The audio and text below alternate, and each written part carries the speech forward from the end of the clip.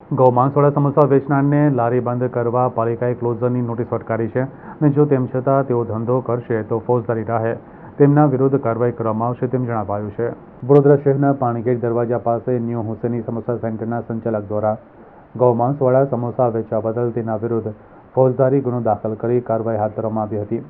ત્યારે આજે પાલિકા તંત્રએ અહીંના સંચાલકને ક્લોઝરની નોટિસ ફટકારી દુકાન બંધ કરવાની તાકીદ કરી છે। શહેરના પાણીગેટ વિસ્તારમાં ભદ્ર કચેરી રોડ પાસે ન્યૂ હુસેની સમોસા સેન્ટરના નામે ઈસમે ગૌમાંસવાળા સમોસા ગ્રાહકોને વેચી હિન્દુ તથા મુસ્લિમ બંને કોમના લોકોની લાગણી દુભાય તે પ્રકારનું કૃત્ય કર્યું હતું। જે અંગેની ફરિયાદ પાલિકાને મળતા પોલીસને સાથે રાખી અહીં દરોડો પાડવામાં આવ્યો હતો, જ્યાં લીધેલા નમૂનામાં ગૌમાંસના સેમ્પલ હોવાનું પણ જણાવ્યું હતું, જેથી લારી સંચાલક વિરુદ્ધ કાર્યવાહી કરવામાં આવી હતી। તે રાજ્ય પાલિકા તંત્રએ ન્યૂ હુસેની સમોસા સેન્ટરના સંચાલકને લારી નહીં શરૂ કરવા ક્લોઝરની નોટિસ ફટકારી છે અને જો તેમ છતાં તેઓ ધંધો કરશે તો ફોજદારી રાહે તેના વિરુદ્ધ કાર્યવાહી કરવામાં આવશે તેમ જણાવ્યું હતું। આરોગ્ય વિભાગ દબાણ શાખા અને સિટી પોલીસના સ્ટાફ મારફતે સંયુક્ત રીતે દુકાન સીલ કરવાની કાર્યવાહી હાથ ધરી છે।